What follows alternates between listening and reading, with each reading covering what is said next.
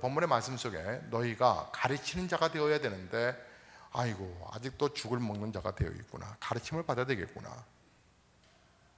가르쳐야 할 사람이 가르침을 받는다. 성숙하지 못했다라고 하는 것입니다. 성장하지 못하는 신자에 관해서 성경은 아주 애달프게 말씀하고 있습니다. 여러분은 어떻습니까? 여러분 신앙은 성장하고 계십니까? 아니면 여전히 답보 상태나 아니면 그 자리를 그저 고수하고 계시는지요? 아이들이 커갈수록 우리는 부모들은 기대가 커져갑니다. 아이들이 크는 것을 어떻게 볼 수 있냐면 아이들이 거울을 자주 보는 모습을 보면 알 수 있어요. 이 녀석이 사춘기 접어들어섰구나. 아이고 이게 좀 더 나아졌네. 거울을 자주 보면 아이들이 무엇이마나 딸내미나 얘가 지금 성장해 가고 있다는 거예요. 성경에 우리에게 성경의 말씀을 주시면서 성경을 거울로 삼으라 하는 말씀이 있어요. 즉 우리의 신앙이 성장해야 한다는, 또 성장해가는 과정, 이 앞에 꼭 절대적으로 필수 과정처럼 말씀하고 있죠. 자, 우리가 일반적으로 거울을 보는 이유는 뭘까요? 우리의 외모를 살피고 꾸미기 위해서죠. 저는 1부 예배에 올라오기 전에 거울을 봤어요. 목양실에서요. 그리고 좀 전에 2부 예배 인도하기 전에도 거울 보고 올라왔어요. 지금 3부 예배를 인도하기 전에도 거울을 다시 한번 봤어요. 흐트러진 몸 면세를 가다듬기 위함이에요. 자, 그런데 말이에요.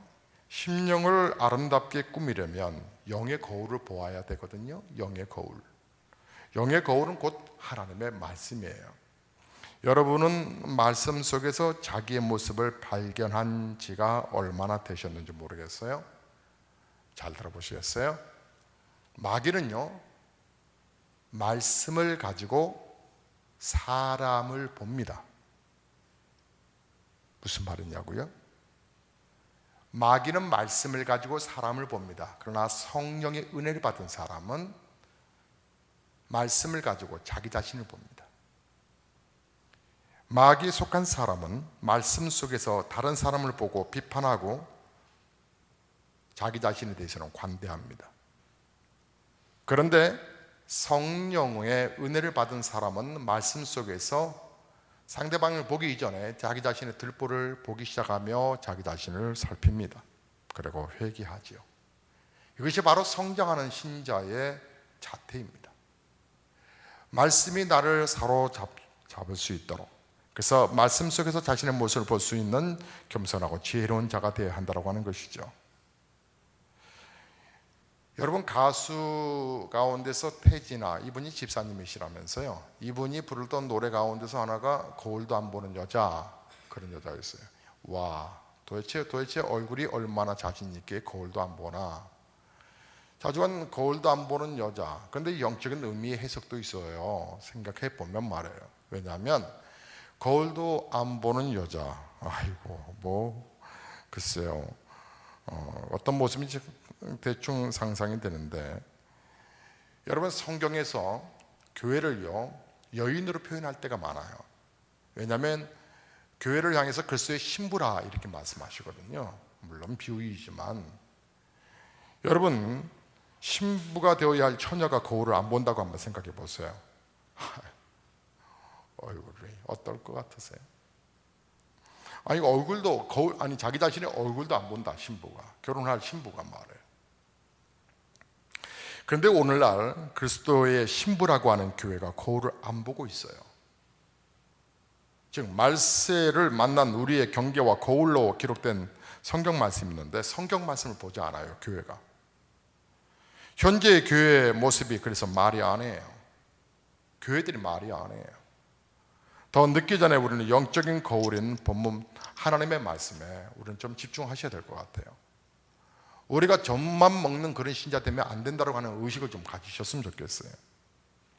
그래서 정말 우리가 하나님을 기쁘시게 하는 그런 삶을 정말 살아야 되는데, 성경 말씀을 좀 보시면요, 고린도전서 10장 1절에서 5절의 말씀인데, 여러분 스크린을 한번 보세요. 우리 다 함께 읽어보겠습니다. 형제들아, 나는 너희가 알지 못하기를 원하지 아니하노니 우리 조상들이 다 구름 아래에 있고 바다 가운데로 지나며 모세에게 속하여 다 구름과 바다에서 세례를 받고 다 같은 신령한 음식을 먹으며 다 같은 신령한 음료를 마셨으니 이는 그들을 따르는 신령한 반석으로부터 마셨음에 그 반석은 곧 굴뚝이라. 그러나 그들의 다수를 하나님이 기뻐하지 아니하셨으므로 그들이 광야에서 멸망을 받았느니라. 여러분, 여기에 그 10장 말고 제 9장 말이죠. 고린도서 9장을 보시면 마지막 부분에서 사도 바울은 그의 주의 백성들에게 면류관을 얻기 위해서 절제하고 노력하라고 권면을 합니다.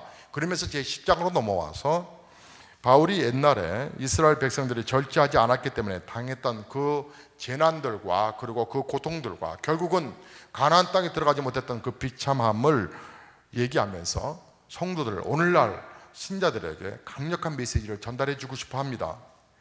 이스라엘 백성들도 우리들과 마찬가지로 많은 은혜를 받았던 사람들인데 그들이 어찌하여 가나안 땅에 들어가지 못했을까? 그들이 홍해를 걸어서 통과했던 정말 기적적으로 하나님의 불기둥과 구름 기둥을 인도받았던 그들인데 그들은 하늘에서 내리는 만나를 먹었으며 또 반석에서 솟는 물을 마셨으며 그럼에도 불구하고 그들 가운데 대다수의 사람들이 왜 가나안 땅에 들어가지 못하게 되었을까? 자, 이런 사실을 오늘 좀 전에 저와 함께 읽었던 10장 1절에서 5절의 말씀이 그 내용인 거예요. 이러한 사실은 그리스도인들에게 이스라엘 백성처럼 범죄하지 말라고 하는 엄숙한 경고이기도 하고요. 그 10장 2절과 3절의 말씀을 보면 우리 조상들이 다 구름 아래에 있고 바다 가운데로 지나며 모세에게 속하여 다 구름과 바다에서 세례를 받고 이렇게 표현되고 있어요. 그래서 표현되고 있는 강조가 뭐냐면 다라고 하는 단어를 써요. 다, all, 다. 이스라엘 조상들이 다 예굽을 떠났습니다. 그러나 갈렙과 여호수아만 약속의 땅에 들어갔습니다. 그래서 사도 바울은 우리가 스스로 안전하다고 방심하지 말아야 할 것을 역설하고 있는 거예요. 뭘 통해서? 이스라엘의 역사를 통해서. 홍해를 건너고 나서 이스라엘 백성들은 분명히 자기 자신들은 모든 위협으로부터 벗어났고 곧 약속의 땅으로 들어갈 것이라고 생각했을 것입니다. 그러나 그들에게는 위험으로 가득 찬 여정이 기다리고 있었어요. 그런데 그들은 약속의 땅에 들어가기 위해서 그들이 깨어서 절제하거나 견책하거나 하나님 중심적으로 하려고 하지를 않았어요. 그래서 대부분 도중에서 멸망당하고 말았다. 마찬가지로 고린도 교인들도 복음에 대한 지식을 갖게 되자 자기들이 마치 하늘나라의 기업을 다 받은 것처럼 착각하며 그렇게 생활하고 있는, 그렇지만 바울은 그들이 단지 천국을 향해서 여행을 시작했을 뿐 만일 계속해서 우리가 절제하는 삶을 살지 아니하면 천국 가나안 땅에 들어가지 못하는 것처럼 당신들도 가나안 땅에 들어가지 못할 것이라고 고린도 교인들을 권면하고 있는 거예요. 사랑하는 성도 여러분 이것을 기억하십시오. 출애굽한 이스라엘 백성이 다 가나안 땅에 들어가지 아니했던 것처럼 교회 다니는 모든 사람들이 다 천국에 들어갈 것이라고 여러분 착각하지 마십시오. 마태복음 7장 21절에 말씀하시기를 주여 주여 하는 자가 다 천국에 들어갈 것이 아니라 다만 내 아버지의 뜻대로 행하는 자가 천국에 들어갈 것이라고 말씀하셨습니다.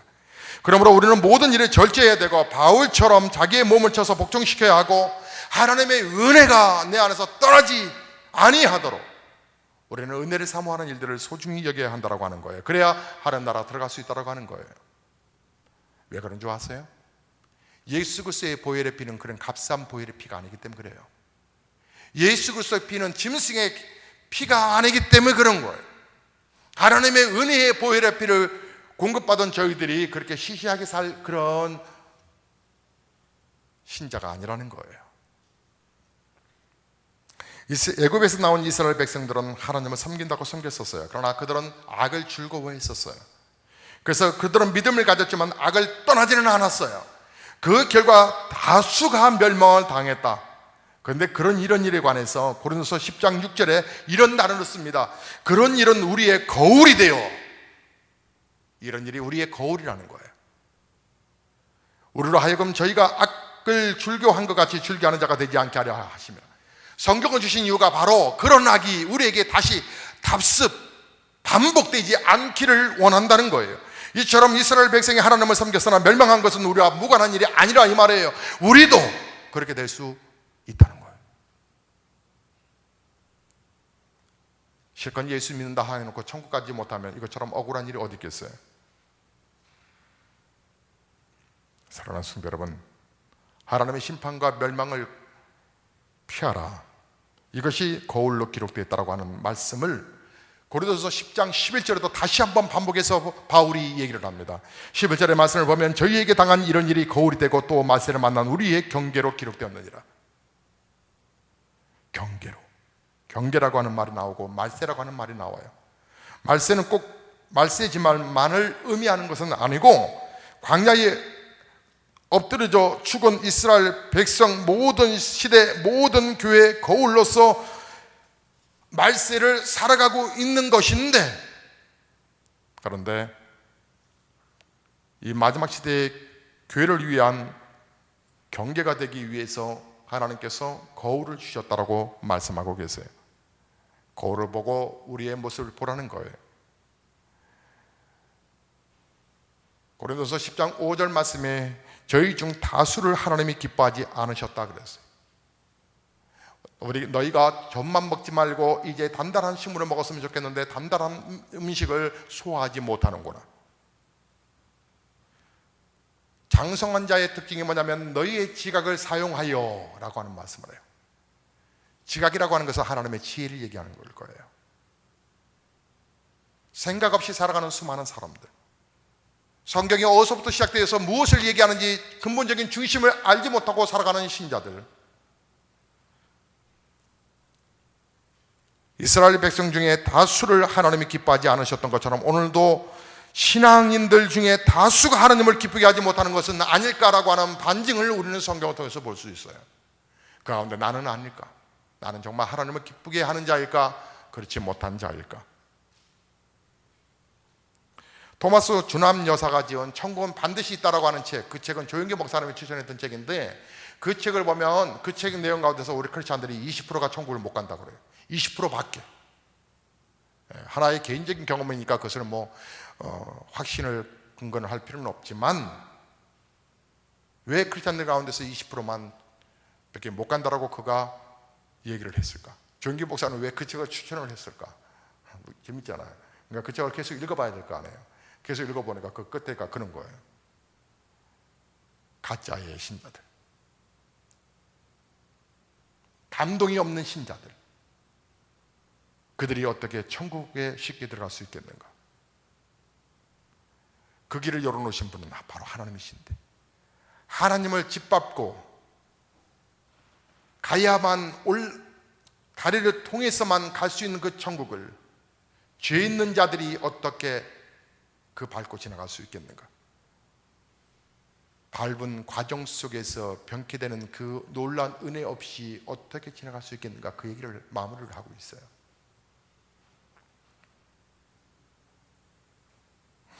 여러분, 하나님을 섬긴다고 다 구원받는 것이 아닙니다. 하나님을 기쁘시게 하는 자, 하나님을 기쁘게 섬기는 자가 구원받습니다.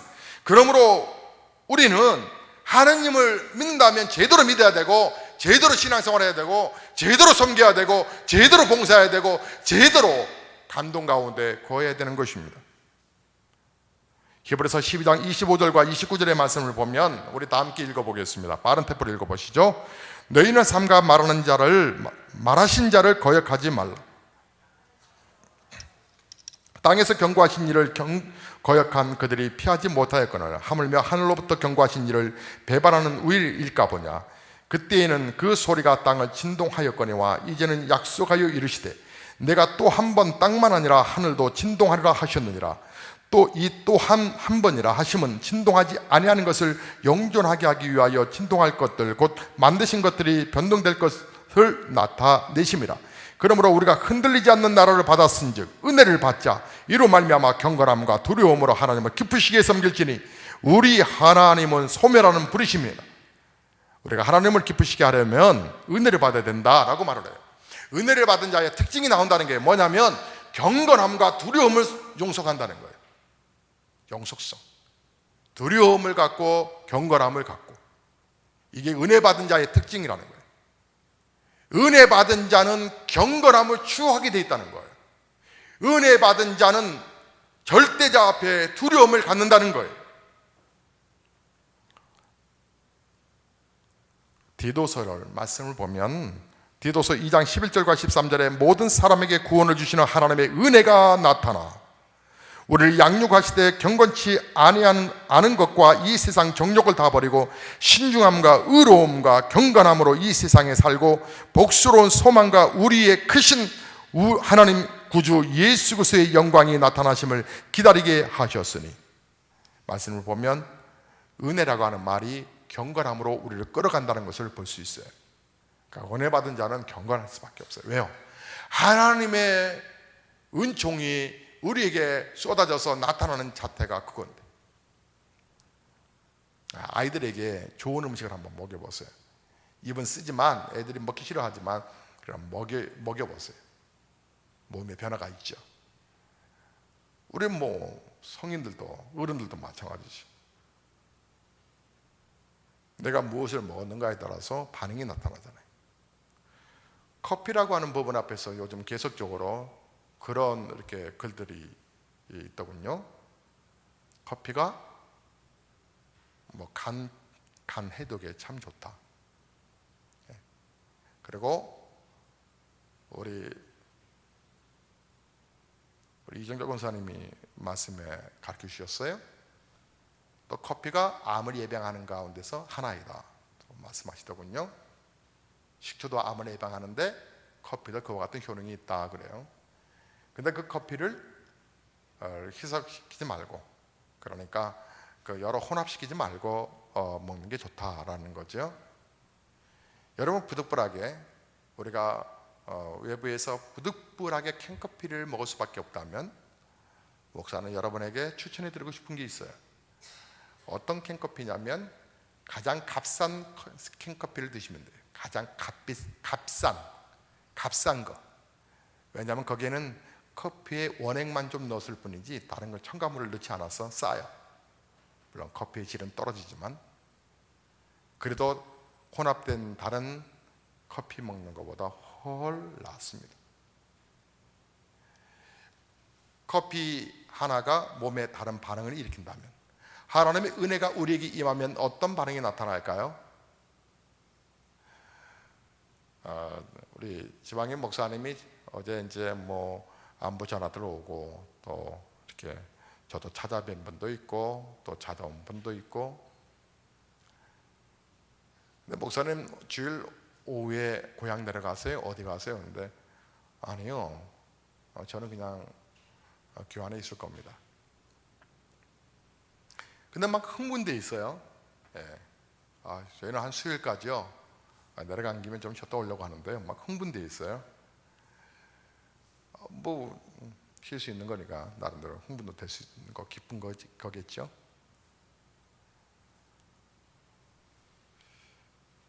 근데 목사님 성도님들 많이 빠져나갈 텐데 예배 어떻게 준비하세요?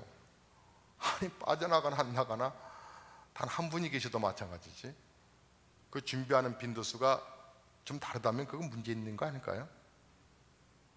저는 그래서 생각을 바꿨거든요. 오늘 앉아있는 분들을 거꾸로 생각하는 거예요. 예배당에 사람들이 너무 많이 와가지고 서 계시네. 서 계신 분들로 보여요. 인산인해인 거죠. 그래서 다른 날보다 목사 설교가 조금 오늘 여유가 있어 보이지 않았어요? 너무 많이 오니까. 저는 사람이 많으면 많을수록 긴장이 안 되는 이유는 또 뭔지 모르겠어요. 여러분, 은혜를 받으면, 음식 안에도 내 몸에 반응이 있는데 은혜를 받으면 어떻게 하겠어요? 내 몸에 은혜의 반응이 나타나는 게 당연해요. 그게 뭐라고 나타난다고요? 경건함으로 나타난다. 경건. 그리고 나에게 이 은혜를 계속 쏟으신 하나님을 두려워할 수밖에 없다고요. 그래서 은혜는 경건을 가능하게 한다라고 하는 말은 분명히 맞는 말이고, 그리고 고린도후서 7장 1절의 말씀을 보더라도 그런즉 사랑하는 자들아, 이 약속을 가진 우리가 하나님을 두려워하는 가운데서 거룩함을 온전히 이루어 육과 영의 온갖 더러운 곳에서 자신을 깨끗게 하자. 거룩함이 내게 같이 수반되는 거예요. 경건함과 거룩함이 자연스럽게 수반되는 거예요.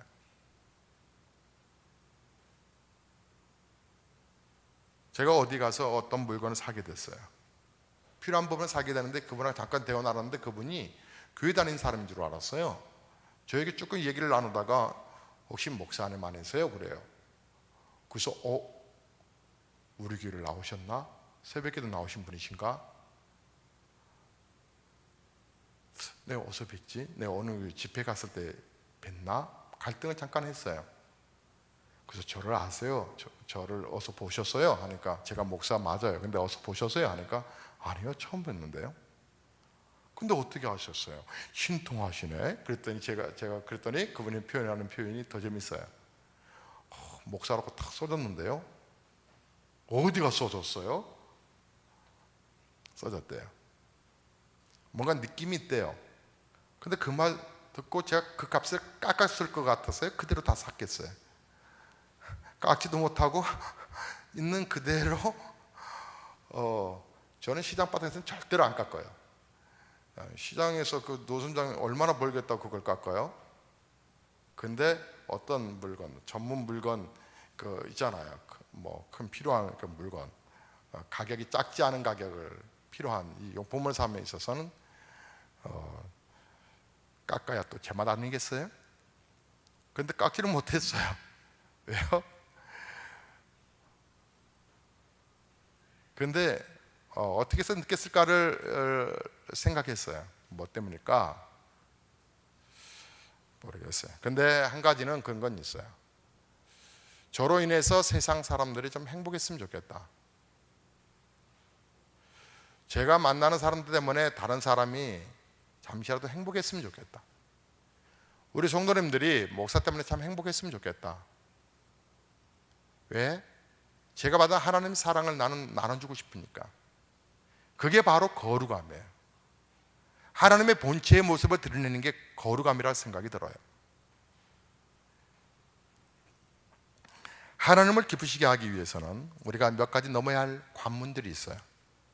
여러분, 출애굽을 하였지만 가나안 땅에 들어가지 못한 이스라엘 백성들처럼 예수님을 믿고도 천국에 들어가지 못하는 데에는 여러분 몇 가지 단계가 있는데 그 단계를 넘어서지 못해서 천국에 들어가지 못한 사람들이 의외로 많아요.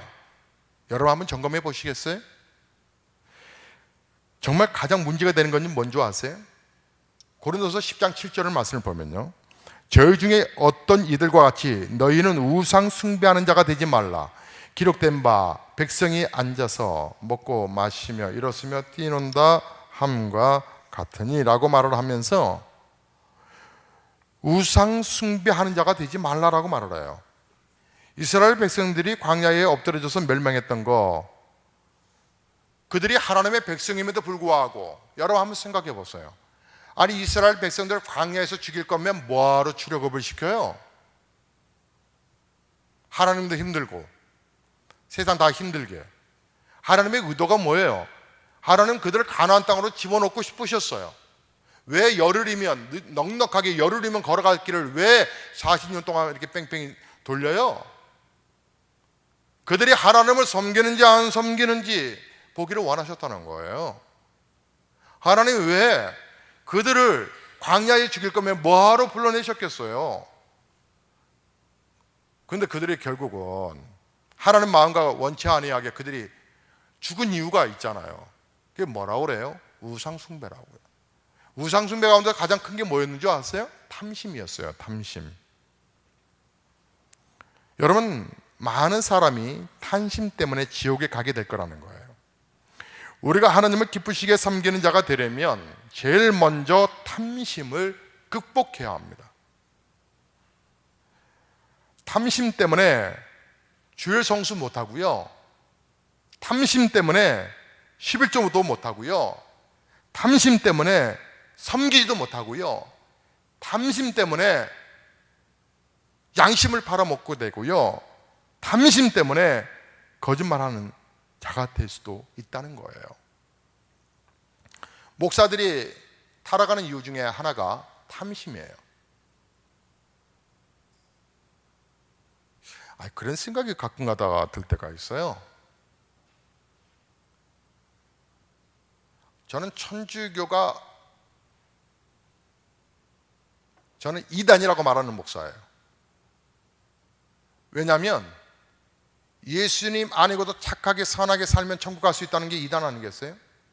사도행전 4장 12절의 말씀처럼 천하 인간에 구원받을 만한 다른 이름을 주신 일이 없다라고. 그래서 신천지가 문제고 또 뭐 하나님의 교회, 통일교, 여호와 증인, 그 이단들도 심각한 이단들이지만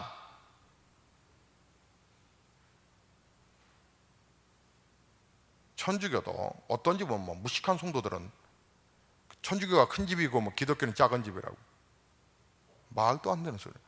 무슨 뭐 프로테스탄트 뭐 개혁을 일으켰기 때문에 뭐 큰 집이고 작은 집이고. 그게 아니고요. 온전한 그리스도, 온전한 예수님을 믿는 그 무리 속에서 한 줄기 흐름은 쭉 오고 있었고, 대다수의 무리의 흐름들이 방향을 휩들어서 이제 정치와 야합을 하게 되고 정치권에 사로잡고 나라를 끌어가면서 이 대다수가 방향을 틀어서 이렇게 가고 있을 때, 예를 들면 10분의 1 정도면 처음 시작했던, 교회가 시작했던 그 흐름대로 쭉 밑으로 흘러가고 있었고, 90%는 교회들이 타락을 해가지고 윗길로 올라가고 있어서, 가다가 그 중에서 하나 깨어있다라고 하는 마틴 루터가 이게 아니구나, 그제서야 정신 차려서 16세기에 끌어내려서 교회라고 하는 흐름을 갖고 있었는데, 원래 교회는 흐르고 있었다고 밑에.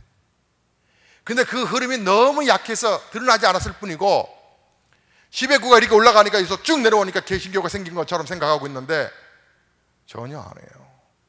어떻게 예수 외에 다른 천하 인간의 구원 얻을 만한 다른 이름을 하나님이 주신 적이 없다고 말씀하시는데 어떻게 선하게 살면 천국 갈 수 있느냐고요. 그러면 유교와 뭐가 달라요?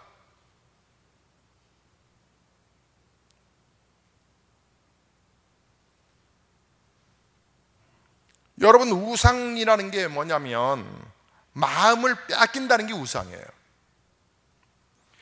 예수님이 마태복음 6장 24절에 말씀하시기를 이렇게 말씀하셨어요. 한 사람의 두 주인을 섬기지 못할 것이니 혹 이를 미워하고 저를 사랑하거나 혹 이를 중히 여기고 저를 경히 여김이라.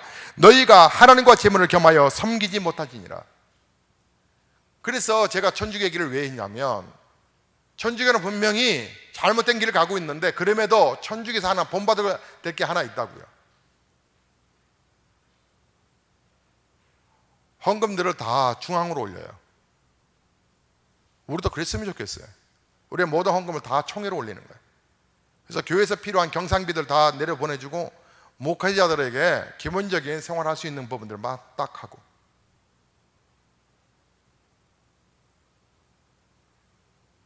아니 강남에 신자들이 많이 모이니까 그렇다고 이해는 하실 수 있지만 어떻게 목사의 연봉이 뭐 3억, 4억 이렇게 가는 거예요? 3억, 4억이 아니라 10억, 20억이 가는 거예요?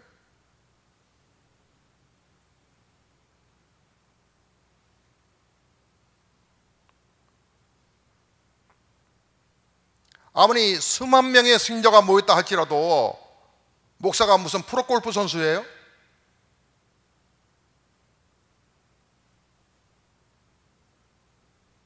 그래놓고 퇴직금을 또 뭘 달라 추잡을 떨고 있고,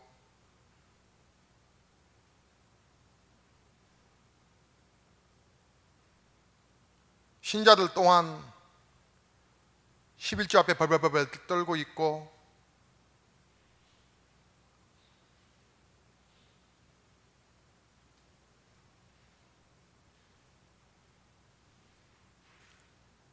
어리석은 자야 내 영혼이 오늘 밤 떠나버리면 이 모든 것이 네 것이 되겠느냐 말씀하시는 그 말씀은 쉽게 간과해버리고 마치 내가 뭘 대단한 걸, 여러분 롯데그룹의 그 형제난을 보시면서 어떤 생각 드세요? 그래도 부럽다 생각 드세요?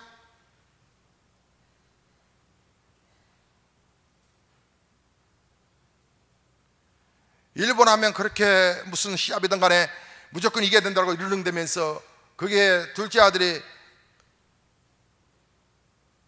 혼혈이 나네요. 어쨌든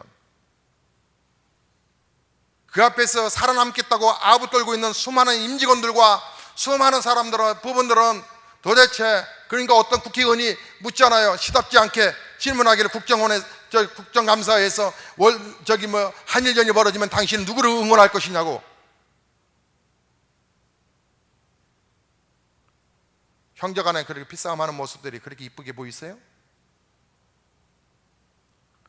오늘날 크리스천들이 정말 중심적인 중심을 잃어버리고 생활하는 동안에 이 우상이 우리를 얼마나 지배해버렸는지 몰라요.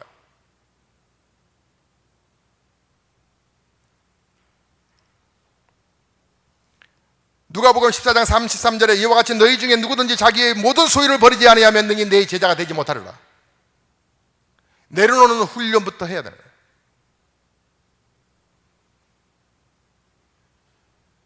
저는 한 가지 기본적인 철칙이 하나 있어요. 저는 우리 성도들, 특별히 또 교육자들, 우리 부교육자들을 힘들게 하면서 담임 목사가 뭐 더 나아지고, 이것은 상상해 본 적이 없어요.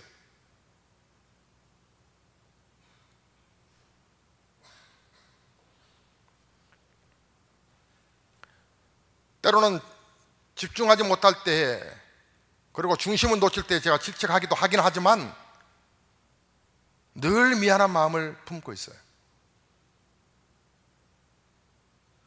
그래서 제일 먼저 잘해주고 싶은 부분들이, 저는 사실은 당연히 우리 성도님들은 목사가 뭐 물질을 주겠어요? 뭐 주겠어요? 목사는 성도들의 영혼과 가정과 삶을 축복할 뿐이고,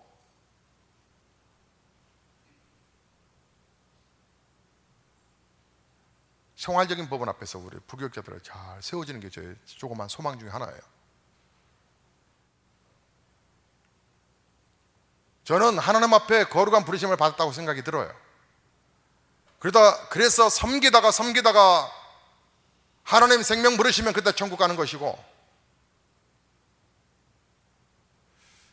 오늘날 우리가 이 우상을 깨뜨리지 않는 한 우리의 신앙은 진보될 수가 없어요. 하나님 앞에 내려놓는 훈련을 하지 않는 한 우리는 신앙이 절대로 성장할 수가 없어요. 우리 자식들도 하나님 앞에 내려놓지 않는 한 우리의 신앙은 성장할 수가 없어요.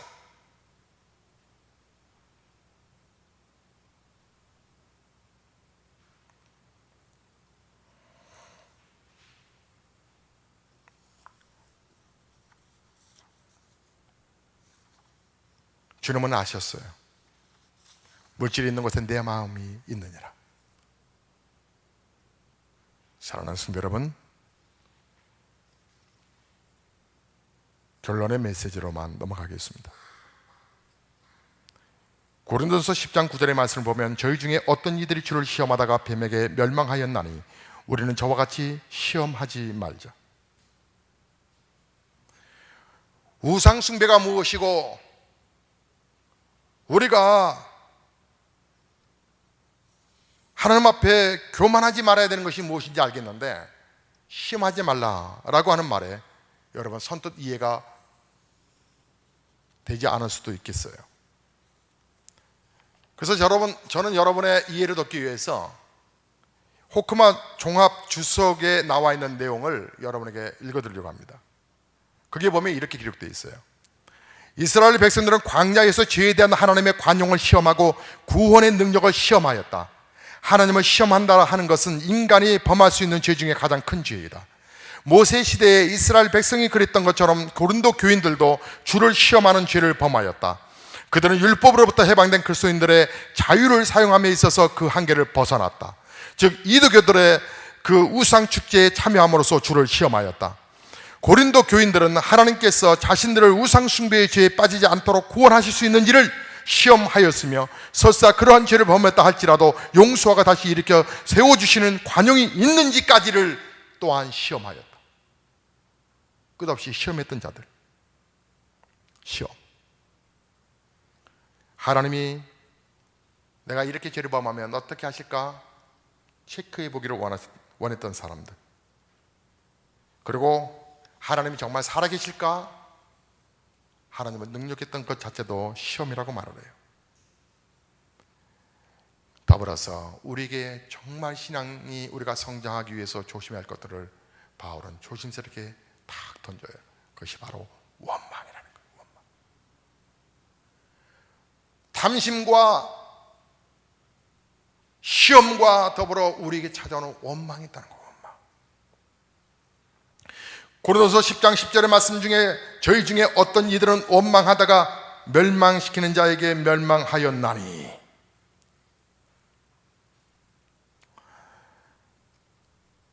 너희는 그들과 같이 원망하지 말라. 원망하지 말라. 탐심 문제를 극복하고 또 하나님을 시험하는 것도 극복하고 그러다 보니까 순간적으로 찾아오는, 우리에게 찾아오는 것이 있는데 교만함이거든. 이 교만함이 들어와서 하나님을 원망하고 주의 종을 원망의 죄에 빠져서 모세를 그렇게 원망하고 이스라엘 백성들이 서로가 돌로 치러 죽이려 하기도 하고 하나님께 대해서 원망하기도 하고. 여러분, 절대로 원망, 불평하는 죄를 짓지 않도록 하나님 앞에 날마다 아침마다 큐티하시면서 기도하시면서 찬송하시면서 주님의 은혜 속에 더 깊이 들어가셔야 합니다. 좀 전에 말씀드렸잖아요. 저는 빈자리보다도 앉아 계신 분들이 서 있다라고 생각하고 메시지를 전하고 있다고 그랬잖아요. 근데 개인적으로 묻고 싶은 건 있어요. 우리 중직자들에게. 장로님, 안수집사님, 권사님, 성긴장님, 순장님들에게 개인적으로 묻고 싶은 것이 있어요. 정말 교회 사랑하세요?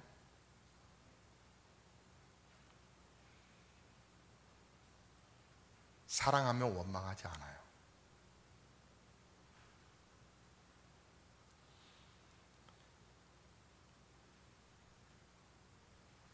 성경은 바울이 이스라엘 백성들이 하나님을 원망하고 모세를 원망하다가 멸망했다라고 말을 해요. 성경에 물론 야고보서 5장 9절에도 그런 말씀은 있어요. 형제들아, 서로 원망하지 말라. 그리하여야 심판을 면하리니 보라, 심판주가 문 밖에 서 계시느니라. 예. 서로 원망하지 말라는 거예요. 여러분, 유다서를 보면요, 유다서에 이렇게 표현을 하고 있어요. 아담의 7대 손의 에녹에 대해서 얘기를 하다가 이 사람들에 대하여도 예언하여 이르되 보라, 주께서 그 수만의 거룩한 자와 함께 임하셨나니 이는 무사람을 심판하사 모든 경건하지 않는 자가 경건하지 않게 행한 모든 경건하지 않는 일과 또 경건하지 않은 죄인들이 주를 거스려 한 모든 완악한 말로 말미암아 그들을 정죄하려 하심이라 하였느니라. 이 사람들은 원망하는 자며 불만을 토하는 자며 그 정욕대로 행하는 자라. 그 입으로 자랑하는 말을 하며 이익을 위하여 아첨하느니라. 이렇게 표현을 하고 있어요.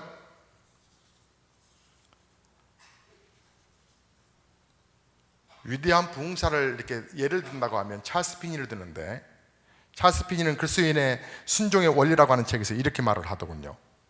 감사와 찬양의 마음이 없으면서 참된 신앙을 소유한 사람은 결코 있을 수 없다. 하나님께 대한 감사와 찬양의 마음을 갖는다고 해도 아주 간혹 그렇게 하면서도 자신들을 믿음 있는 사람으로 여기는 신앙인들이 대다수다. 하나님의 무한한 사랑, 진리, 그리고 은혜를 믿고 또 깨달음을 가지면서도 하나님을 찬양할 마음이 전혀 없는 그런 사람이 도대체 온전한 신자라고 말할 수 있겠는가 그랬어요. 여러분 어떠세요? 여러분 학창시절 때 좋아하는 공부, 점수가 잘 나왔던 공부들을 한번 생각해 보면 그 선생님 좋아하지 않았어요? 국어 선생님, 수학 선생님. 그 선생님이 참 좋아서 사랑해서 그 과목 더 뛰어났던 적은 없으셨나요? 속속 들어오죠? 여러분 은혜 받는 길이 뭔지 아세요? 목사를 사랑하면 되어요. 그러면 쏙쏙 들어와요. 간혹 졸리기도 하지만. 사랑하는 성도 여러분,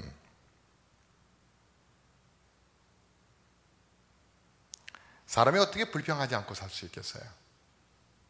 어떻게 항상 감사의 노래만 부르며 살 수 있겠어요?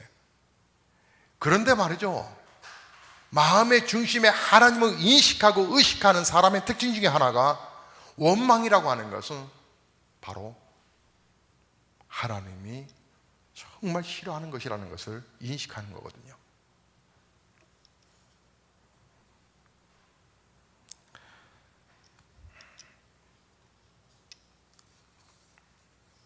우리가 주님 앞에 서는 그날까지 넘어지지 않도록 조심해야 합니다.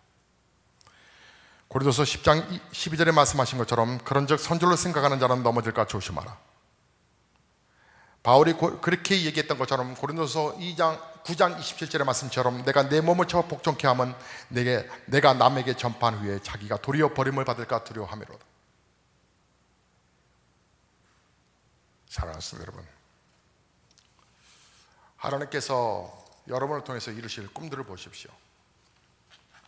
하나님은 살아계신 분이십니다. 살아계신 하나님이 오늘 여러분에게 말씀하시는 것입니다. 성장하는 믿음이 되기 위해서는 단단한 식물을 먹어라. 어렵다고 말하지 말고 단단한 식물을 먹도록 해라.